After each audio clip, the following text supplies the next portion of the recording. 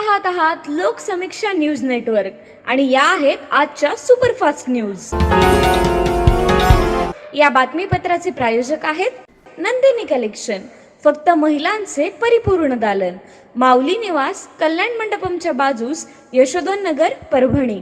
नमस्कार, मी प्रभू Dipke Loksamiksha news network मध्ये आपलं स्वागत करतो।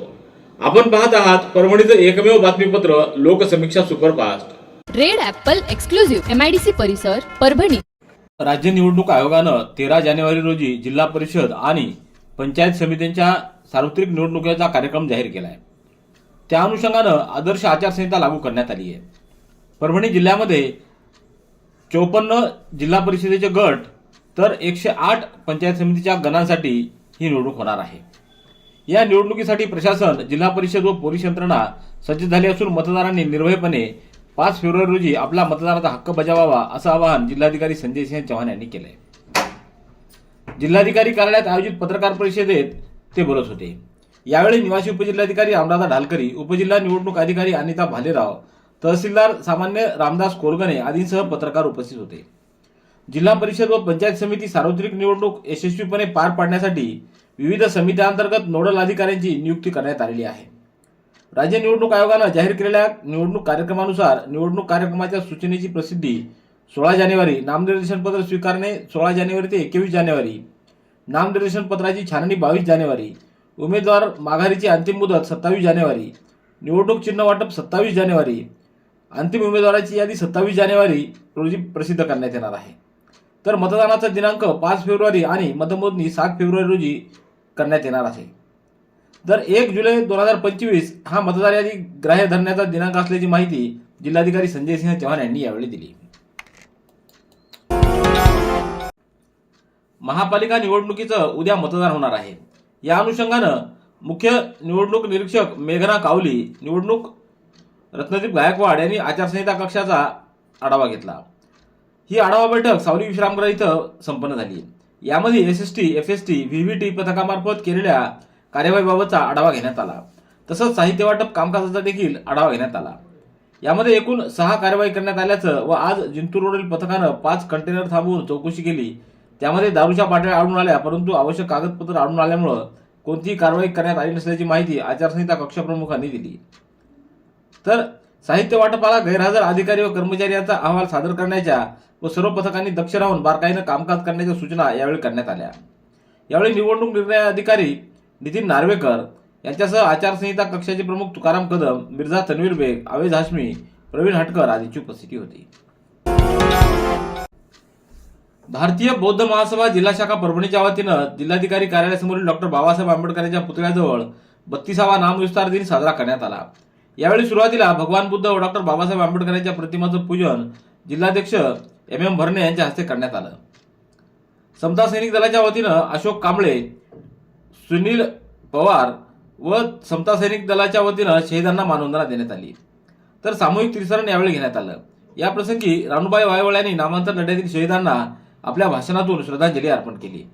तर MM भरणे यांनी नामांतर लढ्याची गाथा श्रोत्यापुढे मांडली।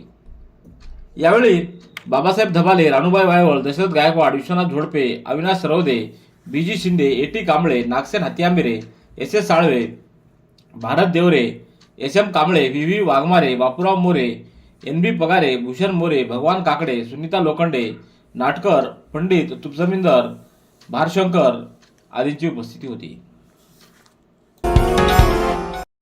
परभणी शहर महानगरपालिका सार्वत्रिक निवडणुकीच्या अनुषंगानं आज 14 जानेवारी रोजी परभणीतल्या वसंतराव नाईक मराठवाडा कृषी विद्यापीठाच्या कृषी अभियांत्रिकी महाविद्यालय येथून सर्व साहित्य निवडणूक निर्णय अधिकारी यांच्या प्रभागातील सर्व बूथवरील मतदान केंद्रावरील अधिकारी व कर्मचारी यांना वाटप करण्यात आलं। निवडणूक निर्णय अधिकारी जीवराज दापकर यांनी मतदान केंद्रावरील अधिकारी, कर्मचारी व वाहनांनी यांना पुष्पहार घालून वाहनं मतदान केंद्रावर रवाना केली आहेत। यावेळी निवडणूक निरीक्षक मेघना कावली, रत्नदीप गायकवाड, निवडणूक अधिकारी नितीन नार्वेकर यांच्यासह सर्व निवडणूक निर्णय अधिकारी यांची उपस्थिती होती। सततचे दवाखाने करून कंटाळलात? आता शेवटचा उपाय। डॉक्टर गोविंद कामटे यांचे बालाजी आयुर्वेदिक निसर्गोपचार केंद्राला भेट द्या।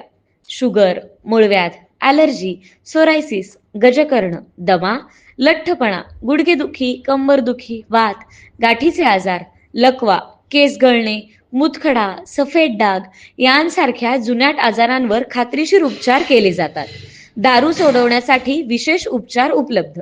संपर्क डॉक्टर गोविंद कांते, आयुर्वेद विद्याविशारद, बालाजी आयुर्वेदिक निसर्गोपचार केंद्र, तलाठी कार्यालयाच्या बाजूला, वसमत रोड, परभणी.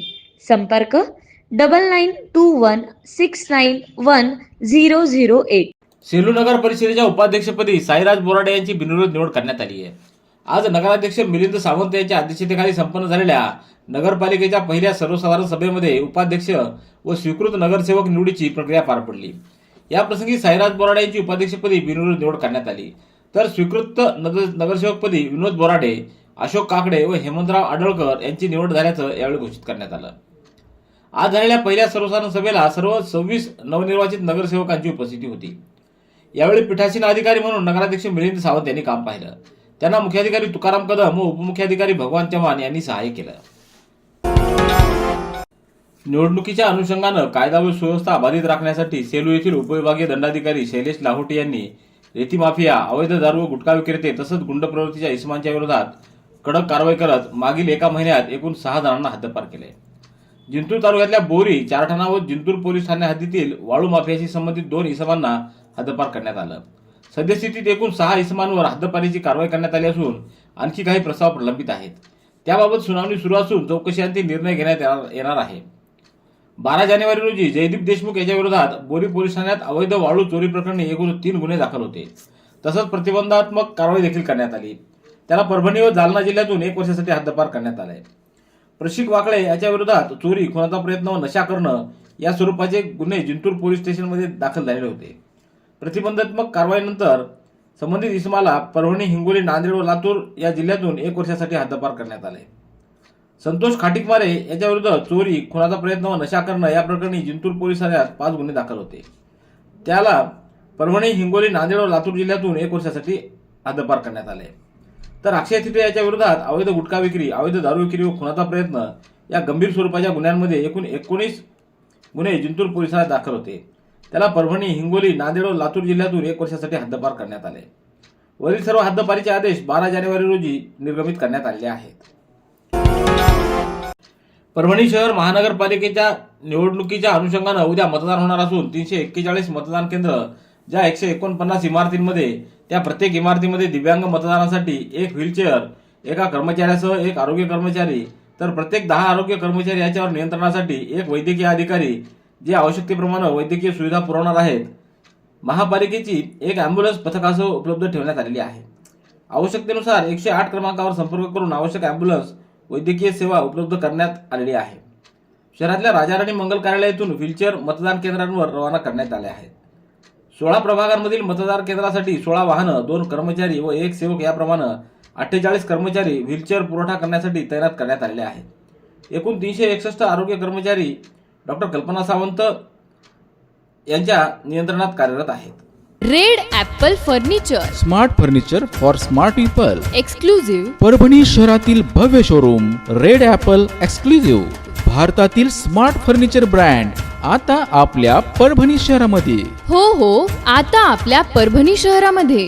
या अंतर्गत ऑफिस, बेडरूम, डायनिंग, लिव्हिंग इत्यादी प्रकारचे फर्निचर आपणास मिळेल. Bedroom set, bed, dressing table, sofa set, कपाट, डायनिंग टेबल टीपॉय आणि स्टील फर्निचर इत्यादी सर्व प्रकारचे फर्निचर, तेही आकर्षक किमतीमध्ये उपलब्ध आहे. एक वेळ अवश्य भेट द्या. रेड ॲपल फर्निचर, MIDC परिसर, भारतीय स्टेट बँकेच्या जवळ, परभणी. महापालिका निवडणुकीसाठी उद्या मतदान होणार आहे. मतदान प्रक्रिया सुरळीत पार पडावी, कोणताही अनुचित प्रकार घडू नये याकरिता महापालिकेमार्फत सर्व 341 मतदान केंद्रांवर CCTV कॅमेरे बसवण्यात आलेले असून त्याद्वारे मतदान केंद्रावरती वेब कास्टिंग करण्यात येणार आहे. त्या अनुषंगानं सर्व निवडणूक निर्णय अधिकारी व क्षेत्रीय अधिकाऱ्यांच्या मार्फत मतदान केंद्राध्यक्षांना आवश्यक सूचना देण्यात आलेल्या आहेत. सोनपेठ नगर परिषदेच्या उपनगराध्यक्ष पदासह 2 स्वीकृत सदस्य निवडीसाठी आज 14 जानेवारी रोजी नगराध्यक्ष परमेश्वर कदम यांच्या अध्यक्षतेखाली सर्वसाधारण सभा घेण्यात आली. यामध्ये उपनगराध्यक्षपदी राष्ट्रवादी काँग्रेस अजित पवार गटाचे निलेश राठोड, तर स्वीकृत सदस्यपदी माजी नगराध्यक्ष चंद्रकांत राठोड व जनसुराज्य शक्ती पक्षाकडून माजी सनदी अधिकारी बळीराम पवार यांची निवड करण्यात आली. सोनपेठ नगरपालिकेच्या सभागृहामध्ये जनसुराज्य शक्ती पक्षाचे 8, राष्ट्रवादी काँग्रेस पक्षाचे 12 असं संख्याबळ आहे. उपनगराध्यक्ष पदासाठी जनसुराज्य शक्ती पक्षाच्या वतीनं कुशावर्ती झिरपे यांनी अर्ज दाखल केला, तर राष्ट्रवादीच्या वतीनं निलेश राठोड व कल्पेश राठोड यांनी अर्ज दाखल केले होते. यावेळी कल्पेश राठोड यांनी अर्ज वापस घेतल्यानं उपनगराध्यक्ष पदासाठी थेट निवडणूक झाली. या निवडणुकीत कुशावर्ती झिरपे यांना 8 तर निलेश राठोड यांना 12 मतं मिळाल्यानं निलेश राठोड यांची निवड झाली. या सर्वसाधारण सभेसाठी मुख्याधिकारी युवराज पोळ, सभा अधीक्षक म्हणून धम्मपाल किरवले, कार्यालय अधीक्षक MM खान, सहाय्यक पंडित कदम, साहिल माने यांनी काम पाहिलं. सेलूच्या साईबाबा नागरी सहकारी बँकेचे संस्थापक अध्यक्ष तथा माजी नगराध्यक्ष हेमंतराव आडळकर यांची सेलू नगर परिषदेच्या स्वीकृत सदस्यपदी निवड झाली आहे. या निवडीबद्दल बँकेच्या मुख्य कार्यालयात त्यांचा विशेष सत्कार करण्यात आला. या सत्कार सोहळ्याला बँकेचे उपाध्यक्ष चंद्रशेखर मुळावेकर, संचालक दत्तराव आंधळे, प्रताप सेठ यांची प्रमुख उपस्थिती होती. या प्रसंगी मुख्य कार्यकारी अधिकारी रामाराव लाडाने, प्रसिद्ध उद्योजक विलास पोळ, व्यवस्थापक एकनाथ पोळ, निसार पठाण, अविनाश आडकर, सुनील बोडखे, नितीन आडळकर, अनिल जाधव, सुमित आडळकर, गजानन झुटे, अविनाश जाधव, गजानन ढवळे, संतोष जायभाई, उमेश खरावणे यांच्यासह बँकेचे पदाधिकारी व कर्मचारी उपस्थित होते. रेड ॲपल एक्सक्लुझिव्ह MIDC परिसर परभणी. याबरोबरचे बातमीपत्र संपलं. पुन्हा भेटूया उद्याच्या सुपरफास्ट बातमीपत्रात. पाहत रहा लोकसमीक्षा. तुम्हाला हे बातमीपत्र कसं वाटलं याबद्दल आपली प्रतिक्रिया नोंदवा. दररोजचे अपडेट्स मिळवण्यासाठी लोकसमीक्षा चॅनलला सबस्क्राईब करा. धन्यवाद.